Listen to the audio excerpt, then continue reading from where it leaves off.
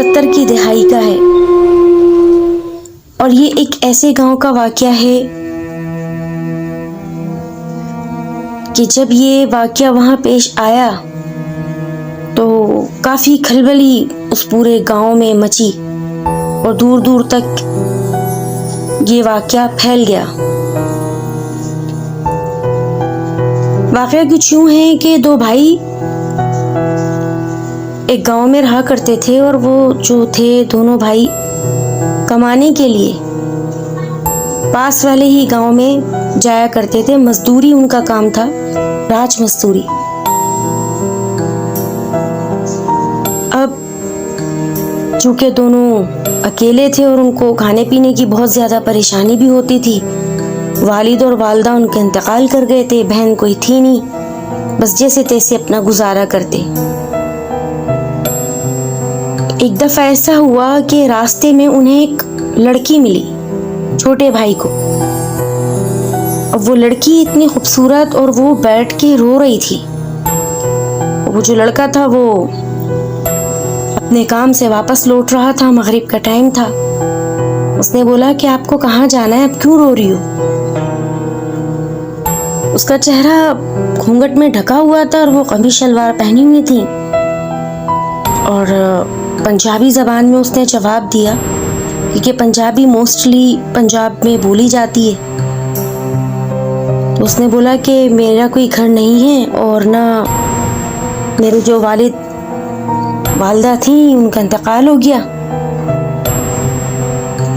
और अब मैं बहुत ज़्यादा परेशान हूँ, खाने के भी लाले हैं, तो मैं मरने जा रही हूँ, मतलब खुद को ख़त्म करने जा रही हूँ। अब जब उस लड़के ने बात सुनी तो वो नीडी तो था ही, तो इस बिहाफ पर उसने उसको ऑफर कर दी शादी की उसी टाइम सुनकर कि तुम भाई मरने क्यों जा रही हो, तुम शादी कर लो मुझसे, क्योंकि हम भी बहुत परेशान हैं और हमारे घर में भी कोई देखभाल करने वाला नहीं है। उस लड़की ने इस बात में सर हिला दिया और वो अपनी साइकिल के पीछे बिठा के उस लड़की को ले आया। अब जब वो ले आया तो हर कोई, जब वो अपने गांव की हद में दाखिल हुआ दूसरे गांव से, तो हर कोई रोक रोक के पूछा जाए कि भाई ये तुम किसको ले जा रहे हो, किसको ले जा रहे हो? तो वो हर एक को ये जवाब देता कि मेरी नूह है, मेरी बेगम है, मैंने इससे शादी कर ली। तो हर कोई सुनता और मुंह में उंगलियां दबा देता हैरानी से, ये कैसे शादी हो गई इसकी। अब जब वो घर लेके पहुंचा तो उसने अपने बड़े भाई के आने का इंतजार किया। जब बड़े भाई आ गए तो उसने पूरा वाकया सुनाया कि इस तरीके से ये मुझे फलाने गांव में वापसी में मिली है और शादी आप हमारा निकाह कराएं। उसी मोहल्ले में एक बहुत मशहूर हस्ती हैं उनका नाम इब्राहिम था और वो जो है उनका निकाह पढ़ाया उन्होंने। और सबसे हैरतनाक बात ये कि वो जो थे ना इब्राहिम साहब, वो तावीज़, अमलियात और जिन्नातों को काबू करना, मोकलातों को काबू करना, इसमें वो हरफन मौला थे। यानी कि वो आने वाले पेशेंट्स को भी दरवाजे के अंदर दाखिल होते ही बता दिया करते थे कि आप इस मसले से मेरे पास आए हो या आई हैं। अब कुदरत का पर्दा उन पर ऐसा पड़ा कि उन्होंने बस खुशी में उनका निकाह पढ़ाया और चले गए। अब जो मेरी वालदा थी उन दौरान वो 11-12 साल की थी और उनके बाल बहुत बड़े बड़े थे, वो खेलती फिरती थी। अब उन्होंने सुना कि भाई इस घर में लड़की आई हैं, तो दीगर औरतों के साथ, नानी अम्मा के साथ वो भी पहुंच गई कि भाई मैं देखूं इसको। अब उस औरत की नज़र जब मेरी अम्मी पर पड़ी, वो बहुत खूबसूरत थी मेरी वालदा, उनके बाल भी बहुत मोटे हुआ करते थे और 12-13 साल की एज बहुत छोटी एज होती है। तो वो मेरी अम्मी को उसने इशारे से अपने पास बुलाया और बिठा लिया कि मुझसे दोस्ती कर लो, मेरे घर आया करो खेलने। अब हमारी अम्मी भी कुछ जॉली टाइप की थी, वो भी फौरन राजी हो गई। अब सब मेहमान चले गए मिलजुल के, जिसने जो भी उनको दिया लिया, फिर अपने अपने घर चले गए।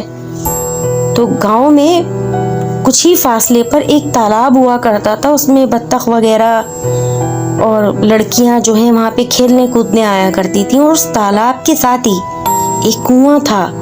उस कुएं के यानी कि बैक साइड पर कुछ गुसल खाने बने हुए थे जहाँ पर लेडीज वगैरह उसे जो है एज ए हमाम यूज करती थी। वहाँ पे जेंट्स नहीं जाते थे और अपने कपड़े वगैरह भी कुएं के पास बैठ के धोती थी। घरों में जो है वो सेवरेज का सिस्टम हुआ नहीं था, पानी घरों में पहुंचा नहीं था। और गांव तो आज भी जो है वो इतनी तरक्की याफ्ता नहीं है। बहुत से ऐसे गांव हैं जिन्होंने आज भी तरक्की नहीं की।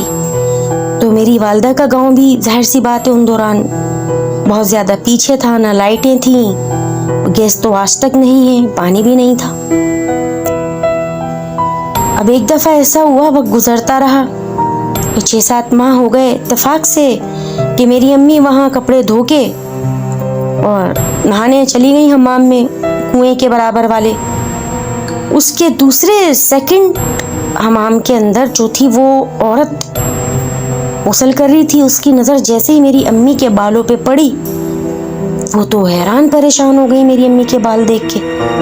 और उसने मेरी अम्मी के नाम से मुखातिब किया कि लाओ मैं तुम्हारे सर में साबुन लगा दूँ। अम्मी छोटी थी। अम्मी ने कहा नहीं नहीं, मेरी अम्मी मेरा सर धुला देती हैं, मैं तो सिर्फ पानी डाल रही हूँ। कपड़े गंदे हो गए। वो अम्मी ने फटाफट चेंज किया और निकल ली।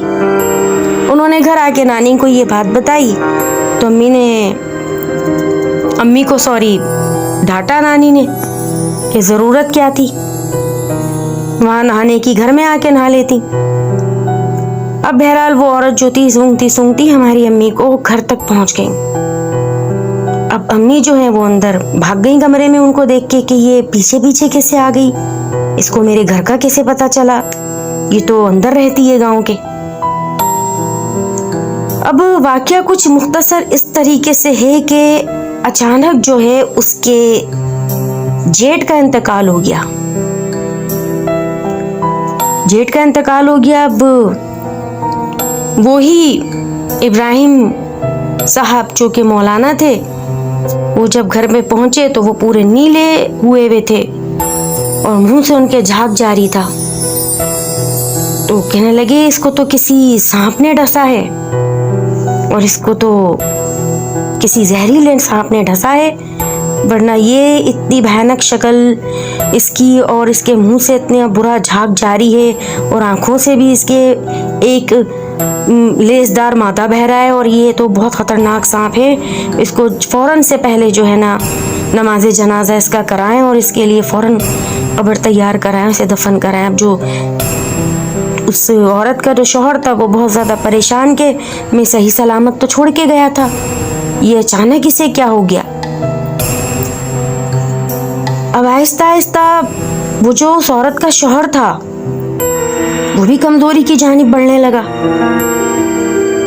और वो यही कहता कि जब मैं उठता हूँ मुझे चक्कर क्यों आते हैं, और वो एकदम से गिर जाया करता था।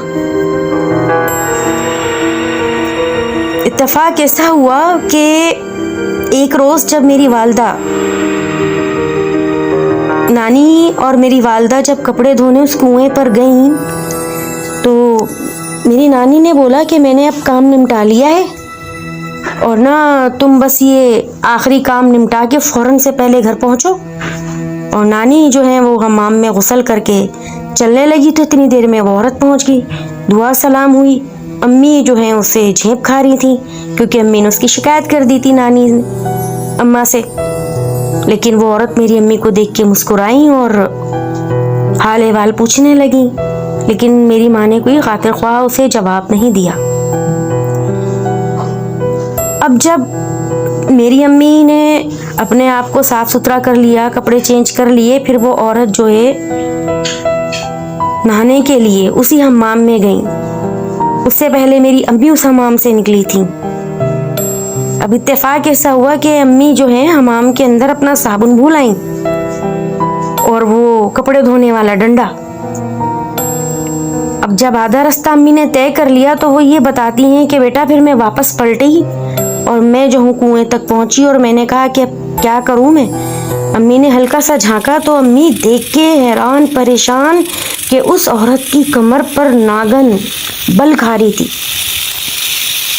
उस औरत की कमर पर नागन बल खा रही थी और अम्मी जो है देख के इतना बुरा डरी। इत्तेफाक के कुएं पर कोई था नहीं और अम्मी चीख पड़ी, और अम्मी ने जो चीखा तो वो पीछे पलटी क्योंकि उसके बाल बहुत बड़े बड़े थे।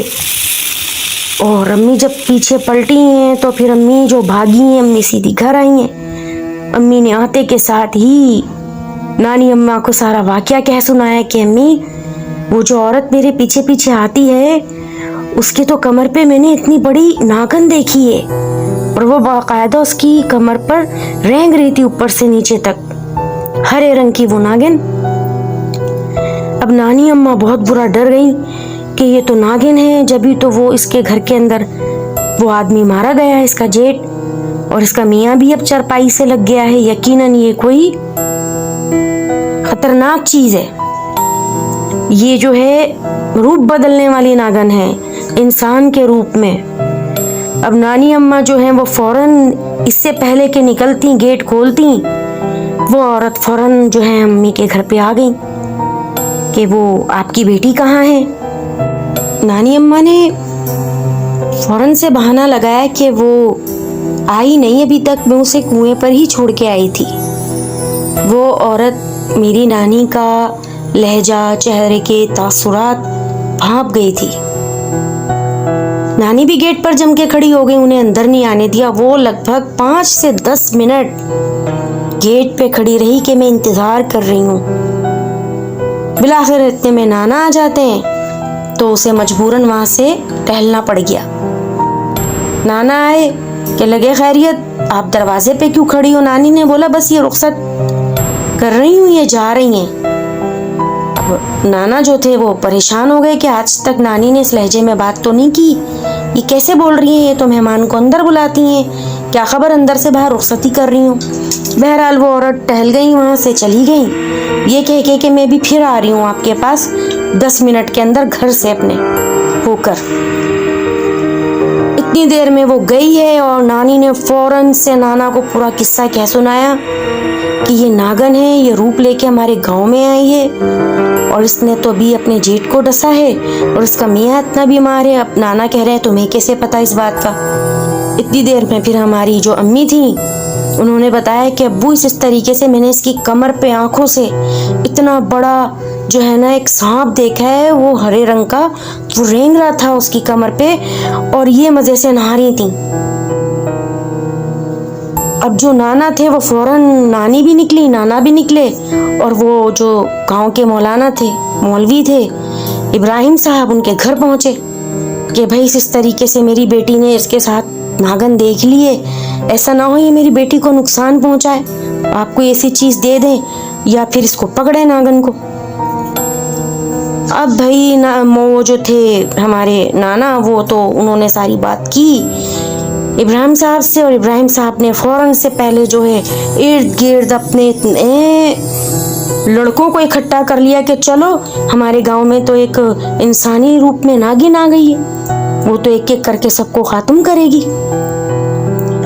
तो फिर जैसे ही वो उसके घर पहुंचे हैं और वो जो नागिन थी वो अपने दांत गाड़ के अपने शौहर के अंगूठे के पास बैठी हुई थी और वो तड़प रहा था। गेट उनका खुला हुआ था।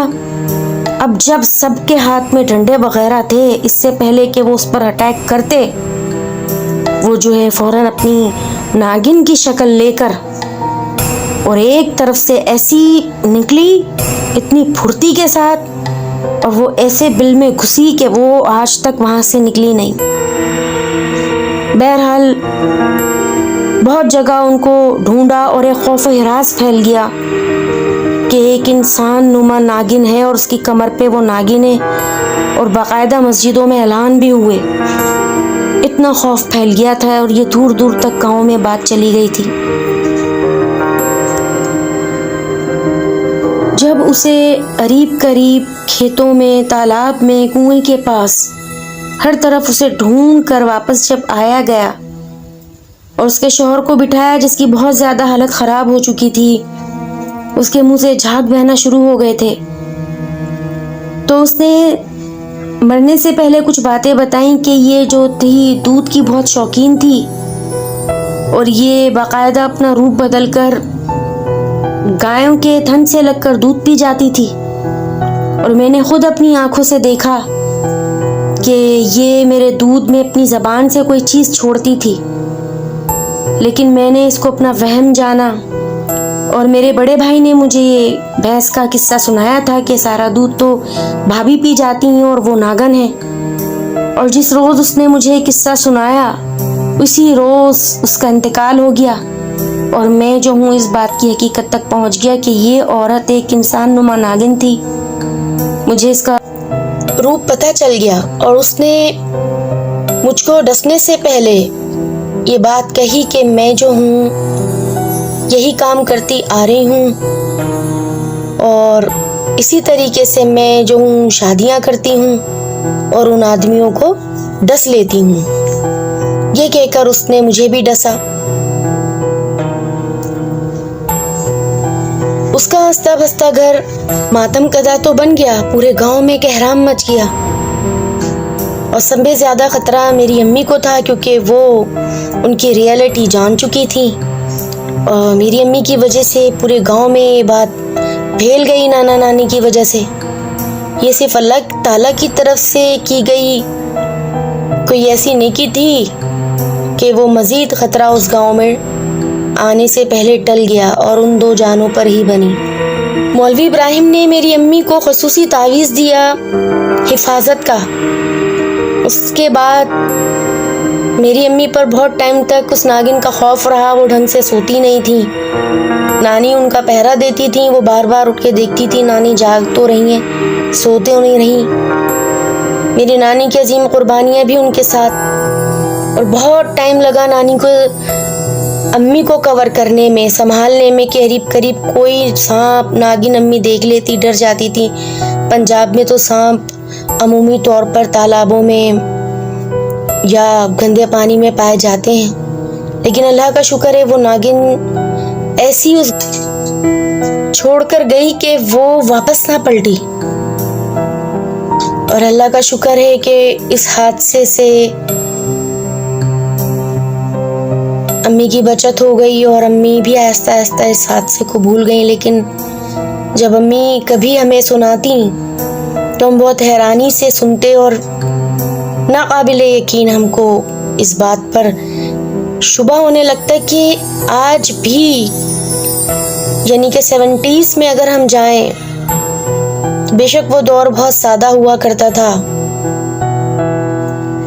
और तब ये चीज़ें अपने आप को जाहिर करती थीं। और अब इतना फास्ट दौर आ चुका है कि शायद किसी के पास यकीन करने के लिए इतनी फुर्सत ही ना हो। लेकिन अम्मी जब भी ये किस्सा सुनाती और तो हमारे रोंगटे खड़े हो जाते। वो तसव्वुर में ये बात आती कि नागिन कमर पे किस तरह उसके रेंग रही होगी और अम्मी देखकर कैसे डरी होंगी। सो लिसनर्स, आई होप कि आपको मेरा ये रियल वाक़या मेरी वालदा का, जो कि बिल्कुल हक़ाइक़ पर मबनी है, आपको पसंद आया होगा, जो मैंने अपने प्यारे लिसनर्स से शेयर किया है। जाते जाते मेरे चैनल को सब्सक्राइब करना ना भूलें, लाइक कमेंट और शेयर करें। मिलते हैं अपने किसी नए वाक़ये या स्टोरी के साथ। तब तक के लिए मुझे इजाज़त। अल्लाह हाफिज़।